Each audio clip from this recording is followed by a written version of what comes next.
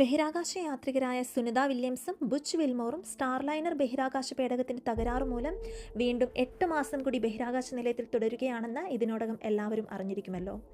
8 മാസം എന്നത് വലിയൊരു കാലയളവാണെങ്കിലും ഇവർ രണ്ടുപേരും അതിനോട് പൊരുത്തപ്പെടുകയും റിസർച്ചുകൾ തുടരുകയും ചെയ്യുന്നുണ്ട്. ഏറ്റവും പുതിയ അപ്ഡേറ്റ് എന്താണെന്ന് വെച്ചാൽ ഈ വരുന്ന US പ്രസിഡൻഷ്യൽ ഇലക്ഷനിൽ ഇവർ രണ്ടുപേരും ബഹിരാകാശത്തിരുന്ന് വോട്ട് ചെയ്യും എന്നതാണ്. ഭൂമിയിൽ നിന്നും ഏകദേശം 400 കിലോമീറ്റർ ഉയരത്തിൽ സ്പേസ് സ്റ്റേഷനിൽ വെച്ച് ഇരുവരും നടത്തിയ പത്രസമ്മേളനത്തിലാണ് ഈ വോട്ടിങ്ങിനെ കുറിച്ച് പരാമർശിച്ചത്.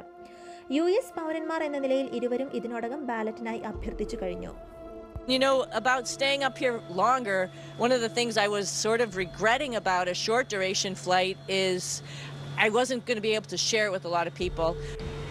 I sent down my request for a ballot today, as a matter of fact, and they should get it to us in a couple of weeks. And absolutely, yes, it's a very important role that we all play as citizens is to be included in those elections, and NASA makes it very easy for us to do that. So we're excited about that opportunity. നാസയുടെ Johnson space station സ്ഥിതി ചെയ്യുന്ന ടെക്സസിലെ ഹാരിസ് എന്ന സ്ഥലത്തെ തിരഞ്ഞെടുപ്പ് ഉദ്യോഗസ്ഥരാണ് ഇതിനുവേണ്ട സഹായം നാസയ്ക്ക് ചെയ്തു കൊടുക്കുന്നത്. സുനിത വില്യംസിനും ബുച്ച് വിൽമോറിനും അവരുടെ വോട്ടിംഗ് നടത്താൻ ക്ലിക്കബിൾ ഫോർമാറ്റിലുള്ള PDF ഫയൽസ് അയക്കാനാണ് ഇവരുടെ ഉദ്ദേശം.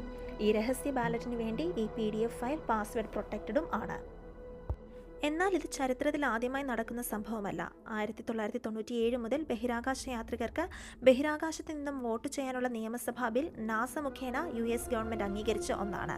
ഇതനുസരിച്ച് ആ വർഷം നാസയുടെ ബഹിരാകാശ യാത്രികനായ ഡേവിഡ് വോൾഫ്മിർ ബഹിരാകാശ നിലയത്തിൽ നിന്നും വോട്ട് ചെയ്ത ആദ്യത്തെ അമേരിക്കക്കാരനായി. 1997 ശേഷം 2020 നാസയുടെ തന്നെ ബഹിരാകാശ യാത്രികയായ കെയ്റ്റ് റൂബിൻസും ISSൽ നിന്നും തന്റെ പൗരകടമ നിർവഹിച്ചിട്ടുണ്ട്. ഇതിനോടൊപ്പം തന്നെ തന്റെ 59ാം ബർത്ത്ഡേയും സെപ്റ്റംബർ 19 സ്പേസ് സ്റ്റേഷനിൽ വെച്ച് ആഘോഷിക്കാനിരിക്കുകയാണ് സുനിത വില്യംസ്.